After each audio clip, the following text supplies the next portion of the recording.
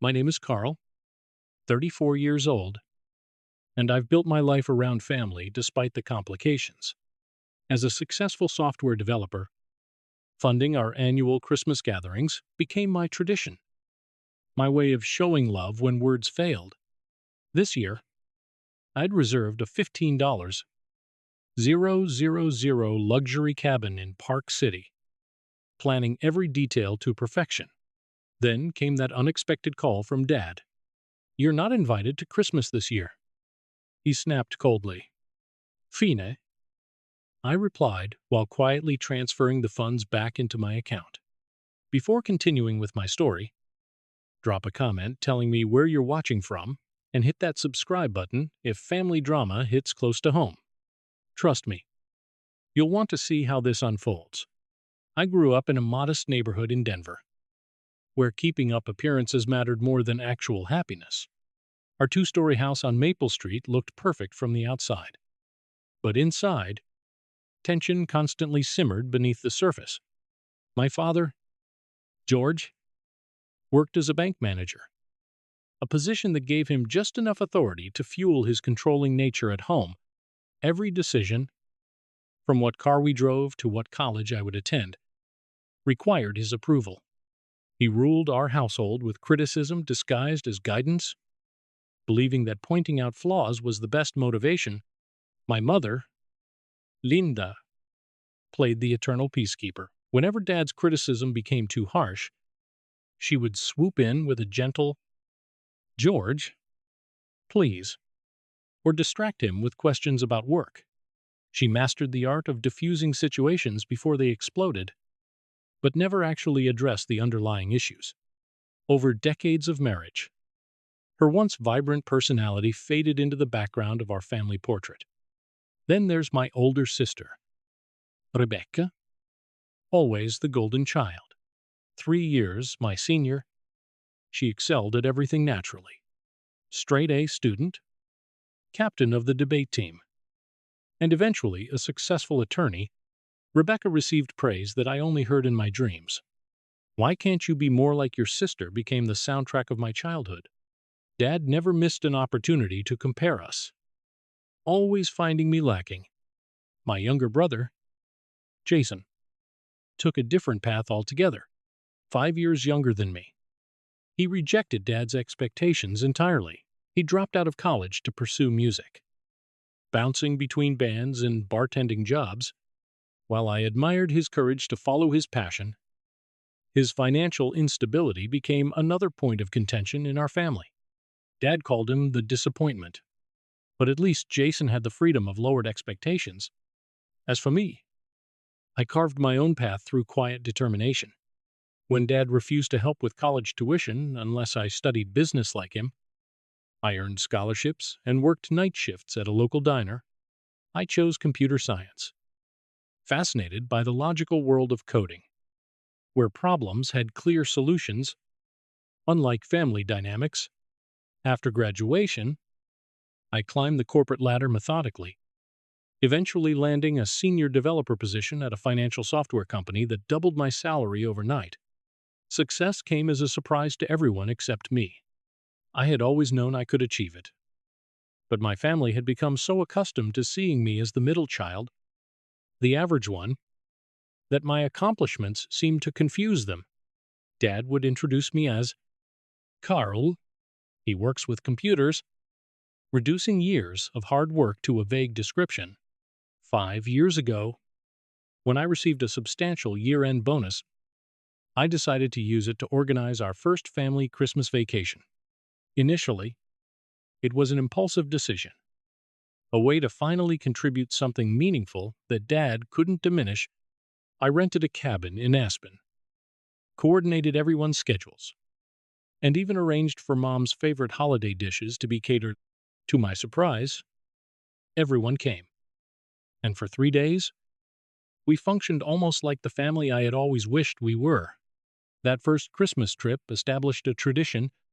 Each year, I would find a new destination, always covering all expenses. Mom would call it Carl's gift to the family, while Dad would simply nod as if my financial contribution was expected rather than appreciated. Rebecca would bring her expensive wine, and Jason would bring his newest girlfriend, and somehow we would coexist peacefully for a few days before returning to our normal dynamics. These gatherings weren't perfect. Dad still managed to slip in comments about my choice of rental properties or question why I remained single while less successful men managed to find wives. But these trips gave us all something to look forward to. A structured way to maintain family connections without the daily friction of closer contact. Money had always been Dad's primary tool for control. Growing up, he would dangle financial support like bait, attaching strings to everything from allowance to college funds. When I started funding our Christmas gatherings, I naively thought I was breaking that pattern. Instead, I realized later that I had simply reversed our roles while maintaining the same unhealthy dynamic. I was still seeking his approval, just using my own money as the vehicle. Despite this realization, I continued the tradition, convincing myself that this year would be different. This year, with the perfect location and enough planning, I would finally earn the approval I had sought for decades. The luxury cabin in Park City represented more than just a vacation spot. It symbolized my desperate hope that financial success could somehow translate into familial acceptance. The search for the perfect Christmas venue began in July. While most people were focused on beach, vacations, and barbecues, I spent my evenings scrolling through luxury rental websites, comparing amenities and locations with the precision of a military operation. Park City emerged as the ideal destination almost immediately. The combination of world-class skiing, picturesque mountain views, and upscale dining options checked all the boxes for a memorable family gathering. After narrowing down my options to 3 properties, I conducted virtual tours with rental agents, interrogating them about everything from kitchen appliances to water pressure. The winning property, a NUMS 0 QFT mountain lodge nestled on 3 acres of private woodland, cost nearly $15,000 for our 5-day stay. The price made me woes, but the photos convinced me. The exterior featured natural stone and timber construction with floor-to-ceiling windows that showcased panoramic mountain views. Inside, 6 bedrooms with ensuite bathrooms meant everyone would have their own private space. I thought we could all use something extra nice this year. You're too generous. Sweetheart, let me contribute something toward the cost. This was our annual dance. She would offer, I would refuse, and we would both pretend that Dad had nothing to do with her insistence on contributing. It's my gift to everyone. Mom, just bring yourself and your famous apple pie. Rebecca's response came via text, brief and predictable. Looks nice. We'll be there. Andrew wants to know if there's good skiing nearby. No thank you. No acknowledgement of the cost or effort involved. Just an assumption that, of course, I would continue providing these experiences for everyone. Her husband, Andrew, a corporate attorney with an income that rivaled mine, had never once offered to share expenses. Jason's reaction proved the most genuine. He showed up at my apartment the evening after receiving the invitation, and a 6-pack of my favorite craft beer in hand. As we sat on my balcony overlooking the city lights, he admitted that, without my invitation, Christmas would have been just another day for him. I got laid off last month, he confessed, picking at the label on his beer bottle. The band's not bringing in much, and rent's due next week. I was about to call Mom for a loan. The shame in his voice was palpable. Stay with me until you find something else. I offered immediately. The spare room is just collecting dust anyway. Jason's eyes, so similar to my own, filled with gratitude. This Christmas trip means a lot. Carl, not just the free vacation, but knowing someone believes in me enough to include me in family stuff, even when I'm a mess. That conversation with Jason fueled my determination to make this Christmas perfect. I spent the following weeks coordinating rental cars, arranging for grocery delivery to the cabin, and researching local attractions. I ordered personalized gifts for everyone, items that required thought rather than just an impressive price tag. For Mom, I found a locket containing photos of all her children. For Rebecca, a first edition of her favorite childhood book. For Jason, vintage vinyl records from bands that influenced his music. And for Dad, a rare single malt scotch from a distillery he had once mentioned wanting to visit. As December approached, I frequently checked the weather forecasts for Park City, relieved to see predictions for heavy snowfall the week before our arrival. Perfect powder conditions would surely impress Dad, an avid skier who had taught all of us to navigate the slopes during childhood weekends in Colorado. The $15,000 required for this vacation represented 2 months of careful saving on my part. I had delayed purchasing a new car and passed on a weekend trip to California with friends, prioritizing this family gathering above all else. The money wasn't just currency. It represented my hope that this Christmas would finally bridge the emotional distance between my father and me. 3 weeks before our departure date, I confirmed all the details one final time. The rental agency assured me that the property would be decorated for Christmas, including a 10-foot tree in the great room. The grocery delivery service had my extensive list of everyone's favorite foods. The local ski resort had our equipment, rentals, and lessons scheduled. Everything was perfectly arranged, a testament to my planning skills and desire to create lasting memories. If only I had known that none of us would ever see that beautiful mountain lodge. The call came on a Tuesday evening as I was finalizing some work projects before the holiday break. When my phone displayed Dad calling, I felt the familiar mixture of hope and anxiety that his calls always triggered. Taking a deep breath, I answered with forced cheerfulness, "Hey, Dad, what's up?" "Carl." His voice sounded unusually upbeat. "Just checking in about the Christmas trip. Everything's still on track." This unexpected interest in my planning caught me off guard. Dad rarely called just to chat, and he had never before expressed curiosity about trip details. "Yes, everything's confirmed. The cabin looks amazing from the photos.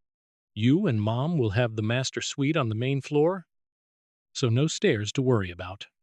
"About that," he continued, his tone shifting slightly, "I've been thinking we should invite some additional people, my golf buddies, Ron and Phil, and mention they don't have solid Christmas plans. Their families are great, and it would make for a more lively gathering."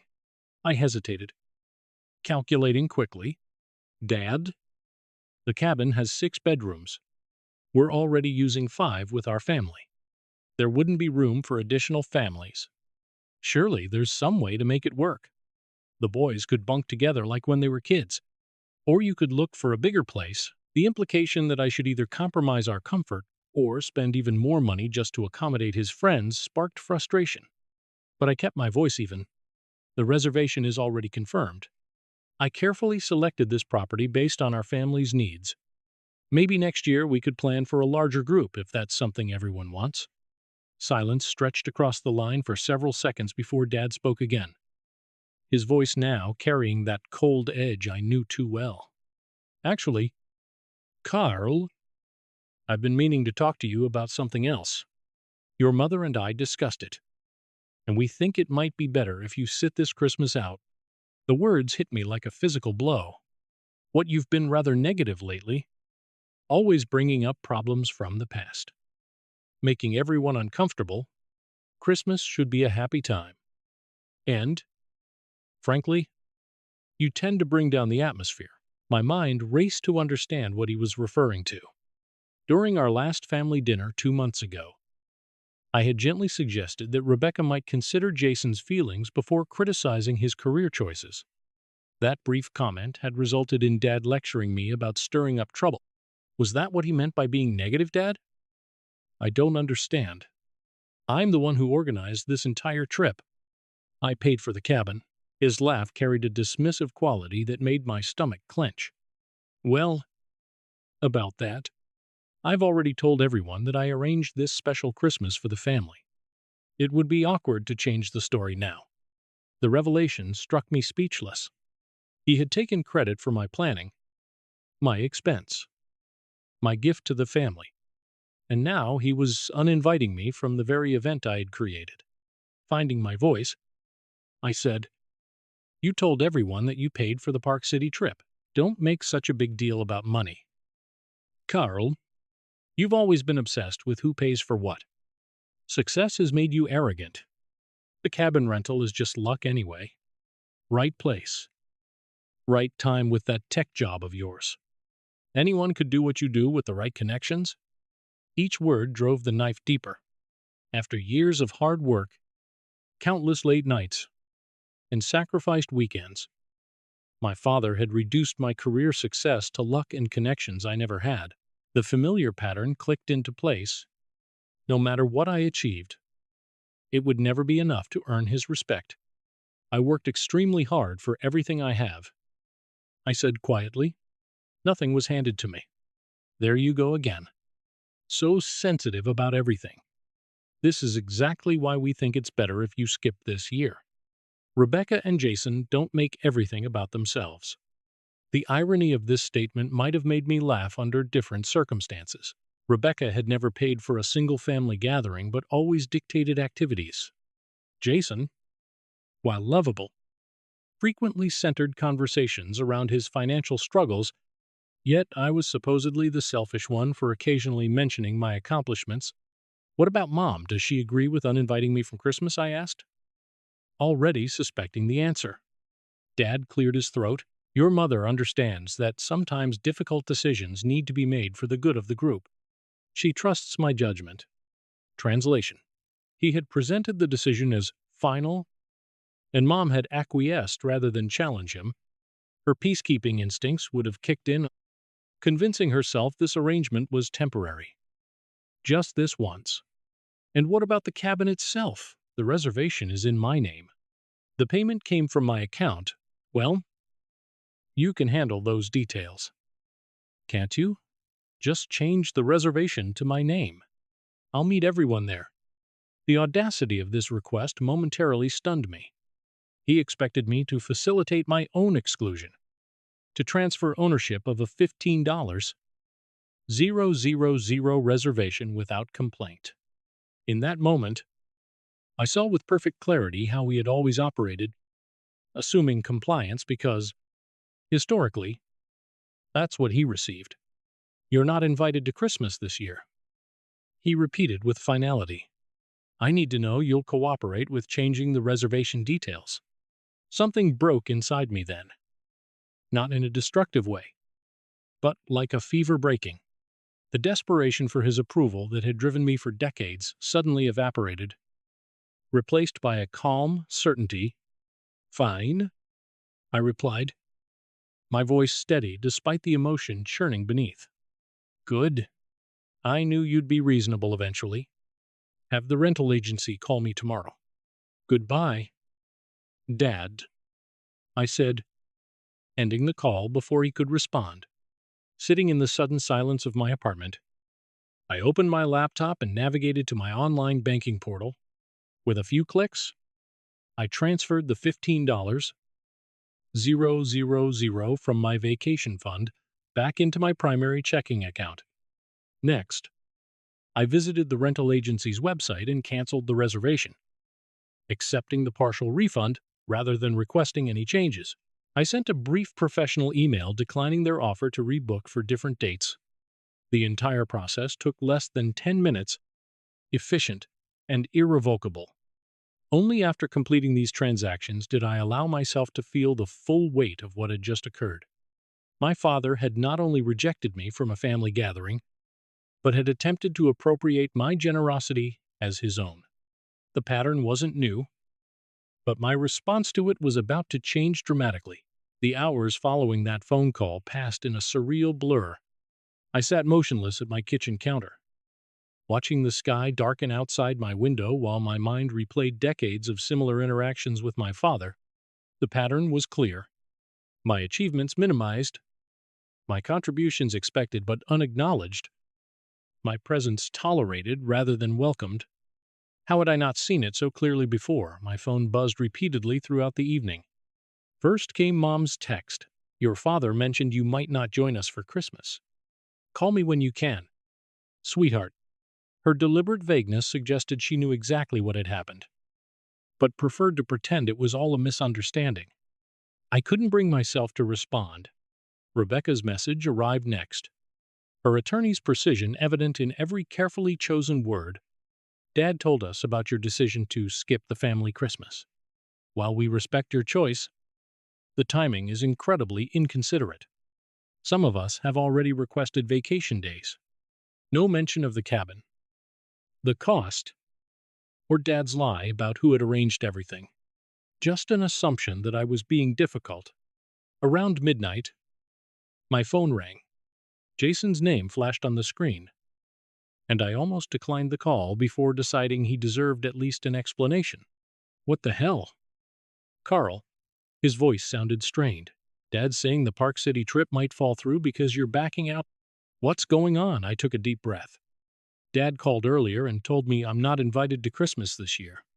Said I bring down the atmosphere and make everyone uncomfortable. That's... Jason responded immediately.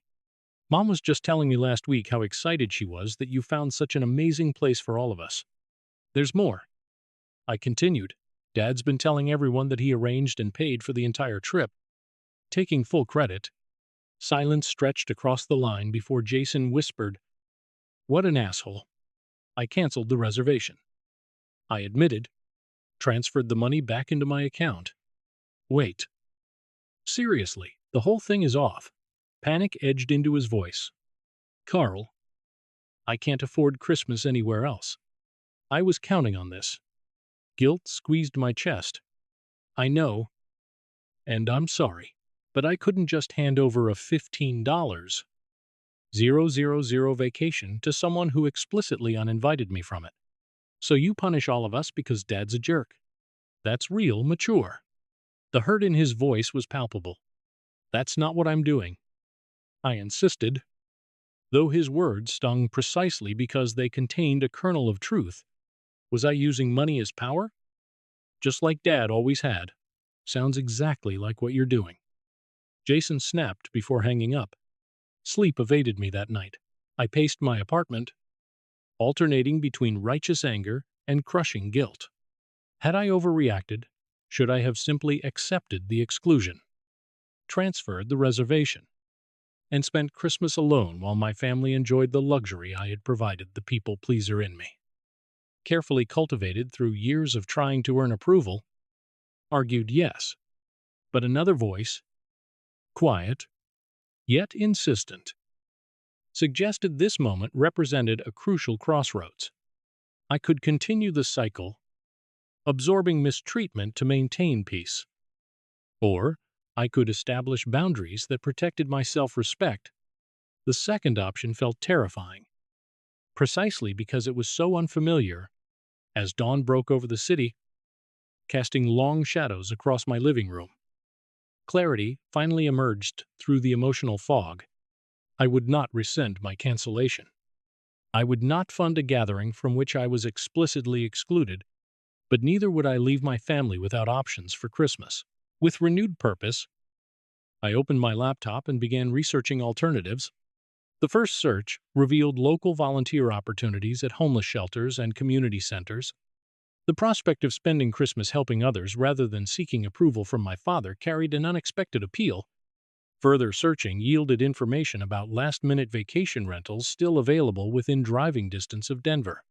They weren't as luxurious as the Park City cabin, but they were affordable options I could share with my family.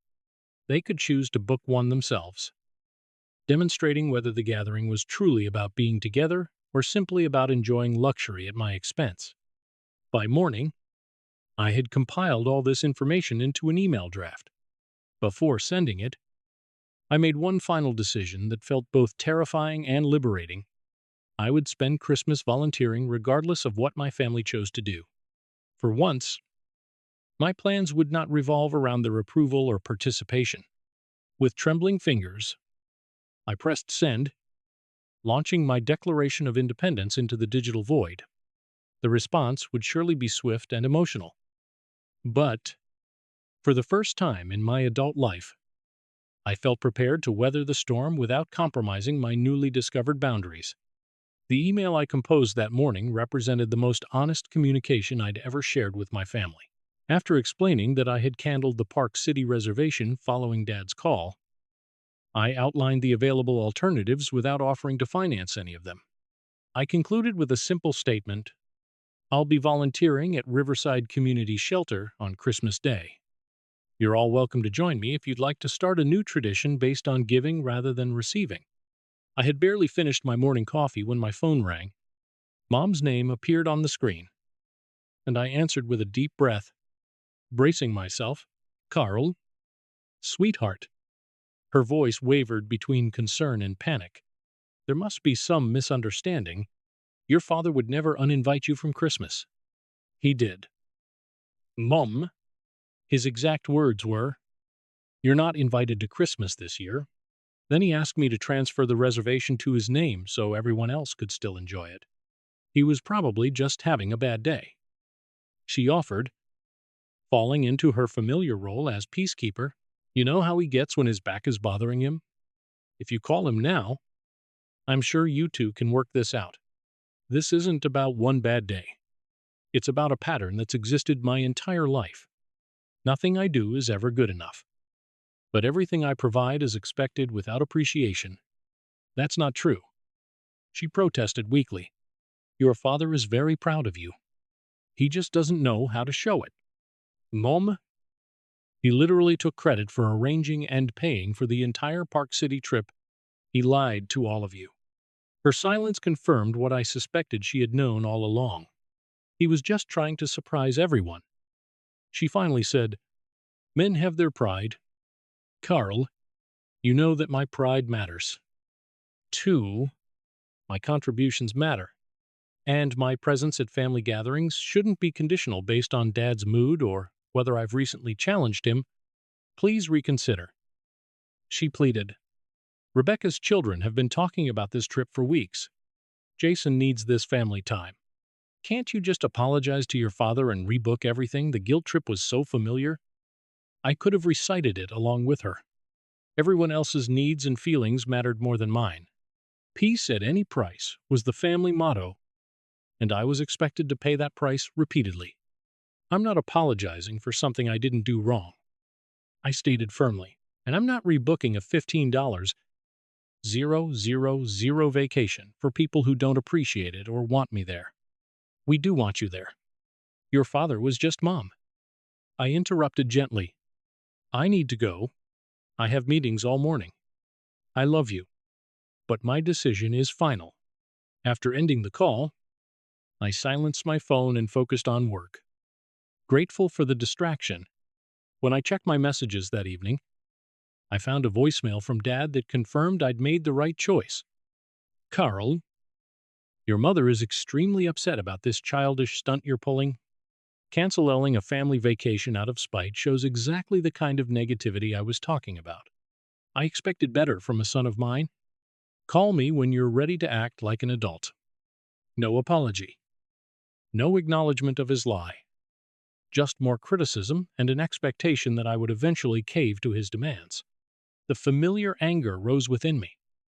But this time it was accompanied by something new: pity. I pied the man who could never appreciate the family he had because he was too busy maintaining control. Rebecca's response came as frigid silence. No calls. No texts. Just a pointed absence of communication that spoke volumes. She had sided with Dad, as she always did. The golden child protecting her position in the family hierarchy.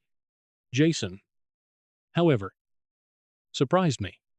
3 days after our heated phone conversation, he knocked on my apartment door, unannounced. His expression a mixture of frustration and confusion.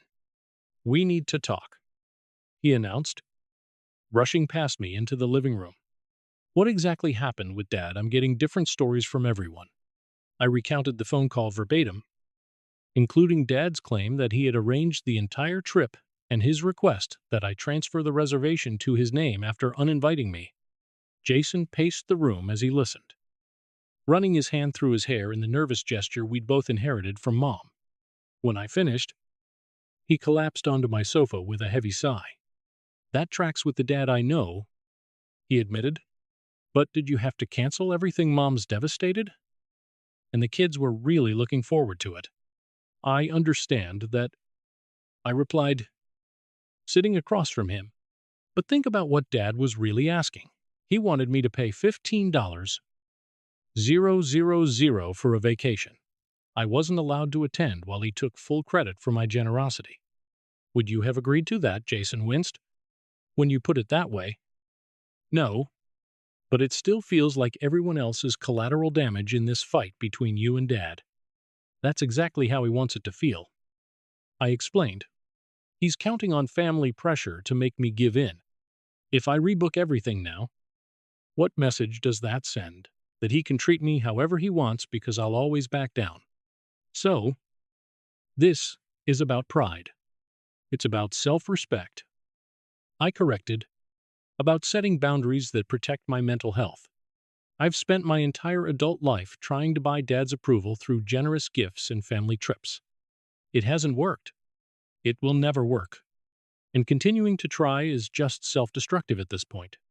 Jason studied me for a long moment before nodding slowly. I get it. I really do. It's why I moved 1,000 miles away for college and why I chose music instead of banking. Different approach to the same problem. Exactly. You physically distanced yourself. I'm finally creating emotional distance. So what now? Christmas is 2 weeks away.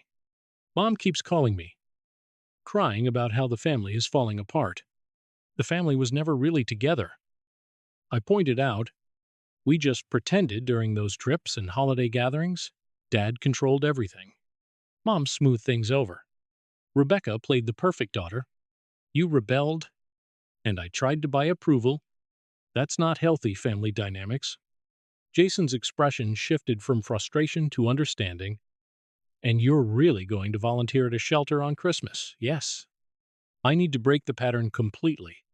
Create new associations with the holiday that aren't tied to family drama. Bold move, he admitted. Not sure I could do it. You don't have to. The alternatives I sent are affordable options if you all want to still get together. Jason shook his head. Without your funding, it's not happening. Dad won't pay for everyone. And Rebecca only spends money on herself and her kids. Mom couldn't afford it on her own. The reality of his statement reinforced my decision. Without my financial contribution, the family Christmas simply wouldn't exist. That dependency had created an unhealthy dynamic that needed to end for everyone's sake. As Jason left that evening, he paused at the door. For what it's worth, I think you're doing the right thing. Difficult, but right. His support, unexpected and genuine, strengthened my resolve to maintain the boundaries I had established regardless of the emotional fallout.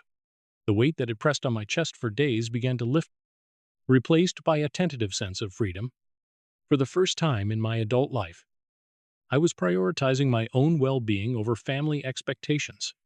And, despite the discomfort, it felt surprisingly right. Christmas Eve arrived with a light snowfall that blanketed Denver in pristine white. In years past, I would have been frantically checking weather reports for our travel route or coordinating last-minute details for our family gathering.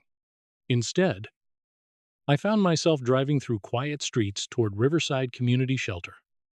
A canvas bag filled with wrapped packages on my passenger seat.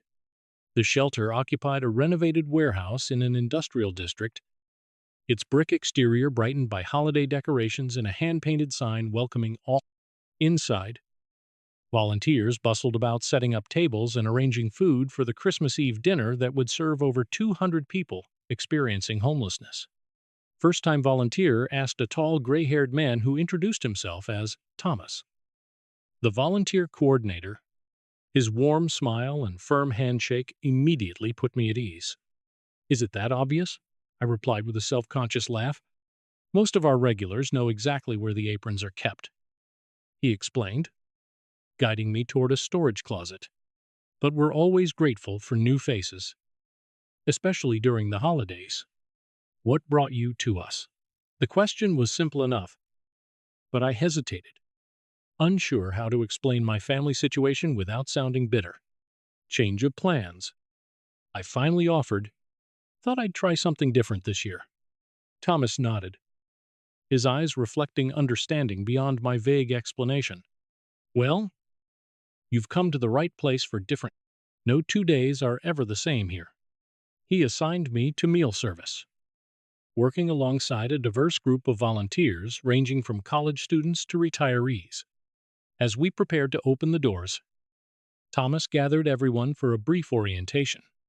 Remember, folks, we're not just serving food tonight.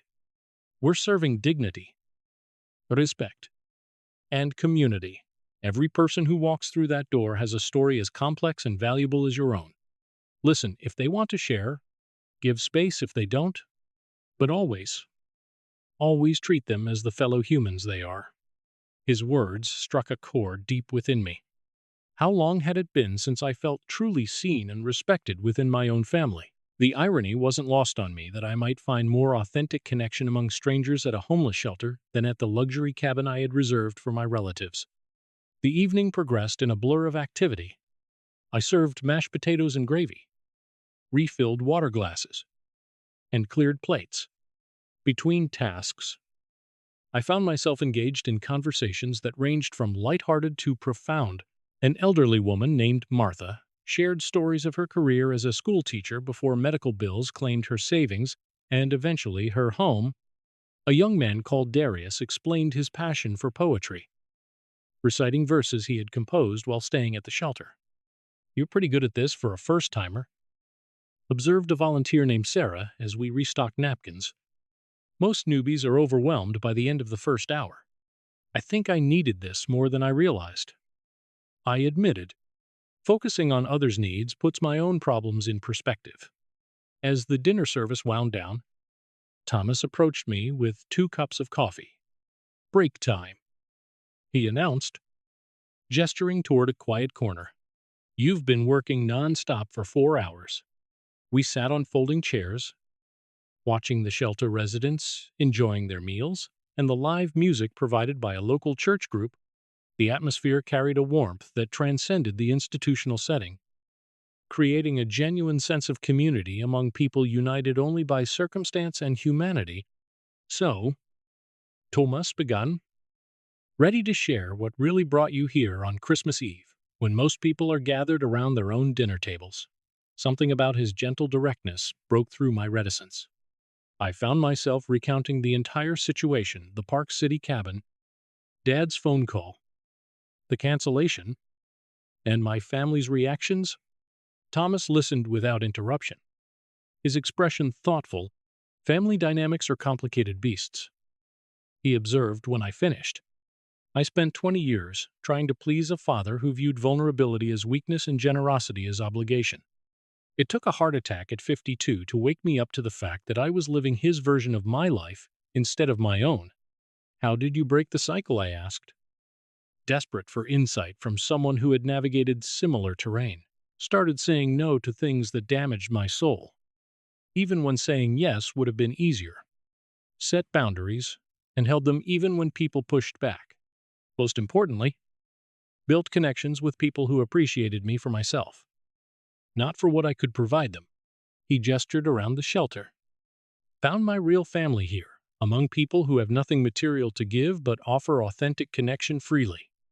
Been volunteering here 15 years now, and it's healed parts of me that therapy couldn't touch."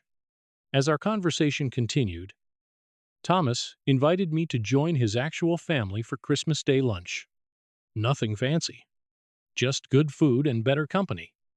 My wife makes enough for an army anyway, and our door is always open to new friends. The invitation, unexpected and genuine, brought a lump to my throat. "I wouldn't want to intrude on your family time." "Family time is whenever good people gather with open hearts," he replied simply. "Think about it. Offer stands either way." Later that night, as I drove home through the snowy streets, my phone rang. Mom's name appeared on the screen, and I answered with surprising calmness, "Merry Christmas Eve." "Mom, Carl." Her voice sounded strained. "We need to talk about tomorrow. Your father has booked a restaurant for Christmas lunch. But it doesn't feel right without you there." "I have plans tomorrow," I replied gently. "I'm volunteering at the shelter again in the morning. And I've been invited to lunch with some new friends afterward." New friends on Christmas. The concept seemed foreign to her. "But what about family? I'm taking some time to reassess what family means." "Mom." Whether it's about blood relation or mutual respect, her silence spoke volumes. Finally, she whispered, "I miss you." "Carl, Christmas doesn't feel the same." "I miss you, too, but this separation is necessary right now." After we hung up, Jason called. Unlike Mom's emotional appeal, his voice carried a surprising note of admiration. "Just checking in," he said casually. "Dad booked some overpriced restaurant for tomorrow. Rebecca's kids are throwing tantrums about not getting a white Christmas. Thought you'd enjoy the update." I laughed, despite myself. "Sounds about right. How are you doing with it all, actually?" "I've been thinking a lot about what you said about setting boundaries and self-respect. It's making me reconsider some things in my own life." His words confirmed what I was beginning to understand. My stand wasn't just for me. It potentially created space for others in the family to examine their own patterns and make different choices. Christmas morning arrived with a text from Rebecca. The first communication since I'd canceled the trip. "Your absence is noticeable. Perhaps we can talk after the holidays about expectations going forward." Not warm, not apologetic, but a tiny crack in her usually impenetrable facade. As I prepared to return to the shelter, I reflected on how differently this Christmas was unfolding from what I had planned. Instead of seeking approval in a luxury cabin, I was finding connection in a repurposed warehouse.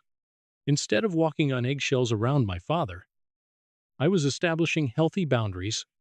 The pain of family rejection remained, but alongside it grew something unexpected, a sense of authentic peace I had never before experienced during the holidays. January arrived with Denver's characteristic blend of brilliant sunshine and frigid temperatures. The holiday decorations came down, regular routines resumed, and the emotional intensity of December began to fade into memory. I had declined Dad's Christmas Day call and Rebecca's stilted invitation for New Year's Eve drinks, choosing instead to maintain the distance that felt increasingly healthy rather than punitive. 3 weeks into January, Mom called with an invitation I hadn't expected. "I'm hosting a family dinner this Saturday," she announced with forced cheerfulness. "Nothing fancy. Just pot roast and your favorite apple pie. It would mean a lot if you came." The invitation triggered immediate anxiety. "Will Dad be there?" "Of course," she replied, a note of tension entering her voice. "He's your father." "Carl, this separation has gone on long enough. It's time to mend fences." In the past, this appeal would have been enough to make me acquiesce, prioritizing family harmony over my own well-being. But 3 weeks of boundary enforcement had strengthened my resolve. Has Dad acknowledged what happened? Has he apologized for lying about the Park City trip or for uninviting me from Christmas? Her hesitation told me everything. He's willing to move forward if you are. Sometimes, in families, we need to let things go without dissecting every word said in anger. I'm not asking for a dissection, Mom. Just a basic acknowledgement and apology. Please come. She persisted. For me, if not for him. I miss having my whole family together. The genuine pain in her voice tugged at my heart. While I wasn't willing to pretend nothing had happened, I recognized that completely cutting off contact with my family wasn't the goal either. Creating healthier dynamics required presence and communication, not just distance. I'll come, I finally agreed. But I need you to understand that I'm not going back to the old patterns. Things need to change. Saturday evening arrived with a knot of tension in my stomach as I pulled into my parents' driveway. The modest 2-story house looked exactly as it always had. Yet everything felt different. I was different. The person who entered this house now carried 3 weeks of boundary-setting experience and a new understanding of self-worth. Mom answered my knock with an enthusiastic hug, pulling me inside, where the familiar scent of pot roast filled the air. "Everyone's in the living room," she whispered. "Jason just arrived." 2. I followed her through the hallway, pausing briefly to examine the family photos that lined the walls. So many forced smiles and stiff poses, visual evidence of the tension that had always simmered beneath our picture-perfect surface. Dad sat in his usual armchair, newspaper folded beside him. He glanced up as I entered, his expression unreadable. "Carl," he acknowledged with a nod, neither warm nor explicitly hostile. Rebecca perched on the sofa, wine glass already in hand. "Nice of you to join us," she offered, her tone carrying the faintest hint of sarcasm. Only Jason's greeting felt genuine. He rose from his seat by the window, clasping my shoulder with a smile. "Good to see you." Man, the atmosphere carried a brittle quality. Everyone hyper-aware of the Christmas conflict, but determinedly avoiding direct mention of it. As we moved to the dining room for dinner, the conversation remained superficial. Weather, local news, Rebecca's children's school achievements. No one mentioned Christmas, Park City, or the events that had transpired. Halfway through the meal, Dad cleared his throat. "So, Carl, how's work these days? That software company's still keeping you busy?" The question seemed innocent enough, but I recognized it as an attempt to redirect our interaction to safe territory. In the past, I would have gratefully seized this olive branch, eager to move past conflict without resolution. "Work is good," I replied evenly, "but I think there are more important things we need to discuss first." The table fell silent. Mom's fork paused midway to her mouth, and Rebecca's eyes narrowed in warning. Dad's expression hardened almost imperceptibly. "If you're referring to the Christmas misunderstanding, I think we can all agree it's water under the bridge now," he stated firmly. "It wasn't a misunderstanding," I countered, keeping my voice calm. "You explicitly uninvited me from a family gathering that I had organized and paid for. You also told everyone that you had arranged the Park City trip when you hadn't contributed anything toward it." Dad's jaw tightened. "I see you're still determined to make mountains out of molehills. This is exactly the negativity I was talking about." "Acknowledging reality isn't negativity," I replied, "and expecting basic respect isn't making mountains out of molehills. Perhaps this conversation would be better suited for another time." Rebecca interjected, her attorney voice in full effect. "We're supposed to be enjoying a family dinner." "That's the problem," I said, turning to include her in the conversation. "We keep postponing honest discussions in favor of pretending everything is fine. It's not fine. It hasn't been fine for years." An uncomfortable silence descended on the table. Jason caught my eye across the table and gave a subtle nod of encouragement. "I've spent years trying to earn approval through generosity," I continued, "funding family vacations, buying expensive gifts, always being the one to compromise when conflicts arose. But I've realized that's not a healthy dynamic for any of us." Dad pushed his plate away. "So, this is about money. You're keeping score of every dollar you've spent on the family." "No. It's about respect. About acknowledging contributions rather than taking them for granted. About treating each other with basic consideration rather than conditional acceptance." Mom reached for my hand. "Sweetheart, nobody takes you for granted. We all appreciate everything you do." "Do you?" I asked gently. Because when I set a boundary about not funding a vacation, I wasn't welcome to attend. Everyone acted as if I was being selfish and unreasonable. Rebecca sipped her wine before responding. The timing was inconsiderate. People had made arrangements. The timing wasn't my choice, I reminded her. And nobody seemed concerned about my arrangements or feelings when Dad decided to uninvite me. Always the victim. Dad moodled, shaking his head. No, I corrected him. Not a victim anymore. That's the difference. I'm choosing how I respond to disrespect now rather than accepting it to keep the peace. The conversation might have devolved further, but Jason surprised everyone by speaking up. Carl's right, he stated firmly. We've all been playing our assigned roles for so long that we can't even see how dysfunctional it is. Dad controls everything. Mom smooths things over. Rebecca plays the perfect daughter. I rebel. And Carl tries to buy approval. It's not healthy for any of us. Dad turned to him with a scowl. Since when are you a family therapist? I'm not.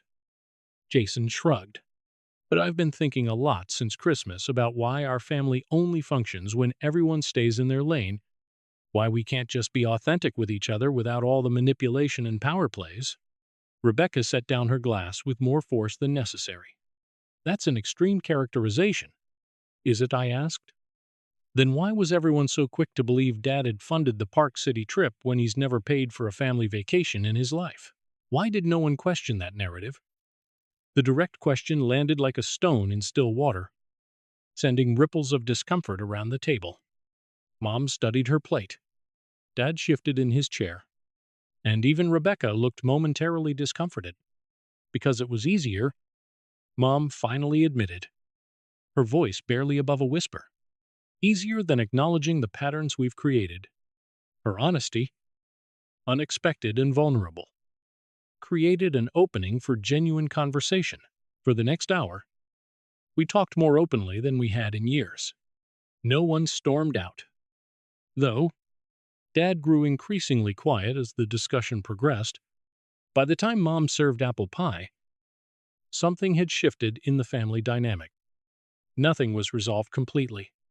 Dad never offered the apology I had hoped for, though he grudgingly acknowledged that communications could have been clearer regarding Christmas. Rebecca maintained that I had overreacted but conceded that Dad shouldn't have taken credit for my contribution. Mom oscillated between defending Dad and validating my feelings, her peacekeeper role deeply ingrained. But something fundamental had changed. I had spoken my truth without backing down, and the family hadn't imploded as a result. The world hadn't ended because I prioritized self-respect over approval-seeking. As we prepared to leave, Jason pulled me aside in the hallway.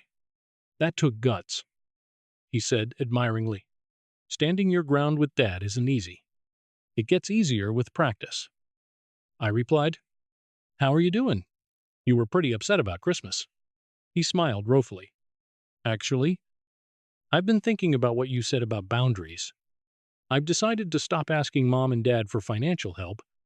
Got a steady gig at a jazz club downtown, teaching guitar lessons during the day. It's not much, but it's mine. You know, his words reflected my own journey. I know exactly what you mean. As I drove home that evening, I realized the painful Christmas conflict had catalyzed important changes, not just for me, but potentially for our entire family system. By refusing to play my assigned role, I had created space for others to reconsider theirs. The months that followed brought gradual shifts in our family dynamics. Dad remained critical and controlling, but I no longer sought his approval with the same desperation. Mom began occasionally expressing her own opinions rather than automatically deferring to him. Rebecca and I established a more honest, if sometimes tense, relationship. Jason flourished in his new independence, his music career slowly gaining traction. When Christmas approached again, I declined to fund another extravagant family gathering. Instead, I invited anyone interested to join me, volunteering at Riverside Shelter on Christmas Eve, followed by a simple meal at my apartment. To my surprise, Jason accepted immediately, and Mom tentatively agreed to stop by the shelter for a few hours. Dad and Rebecca declined, opting for their own celebration. And that was okay. Thomas, my mentor from the shelter, often reminded me that family healing rarely follows a linear path. Sometimes the most loving thing you can do for your family is stop playing the role they've assigned you. He would say, "It forces everyone to adapt to a new reality where authentic connection becomes possible. I don't know if my father and I will ever fully repair our relationship. Some wounds run too deep for complete healing. But I no longer measure my worth through his approval or anyone else's validation. I've learned that sometimes walking away is the strongest way to stand up for yourself, and that true family, whether blood-related or chosen, is built on mutual respect rather than obligation or financial transactions." If you've ever found yourself sacrificing your self-respect to keep the peace in relationships, remember that healthy boundaries aren't selfish. They're necessary. They protect not just you, but everyone involved from harmful patterns that prevent authentic connection. The journey isn't easy, but the freedom on the other side is worth every difficult step. If my story resonated with you, please share your own experiences in the comments below. Have you ever had to set difficult boundaries with family? What helped you find the courage to prioritize your well-being? Don't forget to like this video and subscribe for more stories about navigating life's complicated relationships. Thank you for listening. And remember, you deserve to be treated with respect, no matter what role you've been assigned in your family story. In the end, Carl's decision to cancel the luxury Christmas trip became the turning point that changed not only his own life but the entire family's dynamic. For the first time, he refused to purchase acceptance with money and chose self-respect over endless approval-seeking. Although his father never offered a sincere apology and continued to struggle with control, Carl no longer allowed that behavior to define his worth. His mother's quiet admission that the family had been avoiding uncomfortable truths opened the door to more honest conversations. Rebecca, while still defensive, finally acknowledged that their father should not have taken credit for Carl's generosity. Jason experienced the greatest transformation, recognizing the unhealthy roles each family member had been playing and deciding to become financially independent instead of relying on their parents. Inspired by Carl's example, he began building a stable life on his own terms. Carl also discovered a new sense of belonging through volunteering at Riverside Community Shelter. There, he learned that genuine family is built through mutual respect, kindness, and authentic connection rather than obligation, appearances, or financial dependence. Thomas's mentorship reinforced the lesson that healthy boundaries are acts of self-respect, not selfishness, and that breaking long-standing family patterns often begins with one person refusing to continue them. Over the following year, the family's relationships slowly evolved. While they were far from perfect, they became more honest. Carl stopped financing extravagant holidays, choosing instead to spend Christmas serving others and inviting anyone who genuinely wished to share that experience with him. Jason joined him, and even their mother began taking small steps toward living more authentically, while their father and Rebecca continued celebrating in their own way. Rather than forcing everyone into the same tradition, Carl accepted that healing does not always mean complete reconciliation. Ultimately, Carl realized that true peace comes from valuing yourself enough to walk away from relationships that demand endless sacrifice without mutual respect. He no longer measured success by his father's approval, but by the integrity of his own choices. His story demonstrates that boundaries may create temporary conflict, but they often become the foundation for healthier relationships and personal freedom. Sometimes, the greatest gift you can give both yourself and your family is the courage to stop playing the role that has been assigned to you and begin living as your authentic self.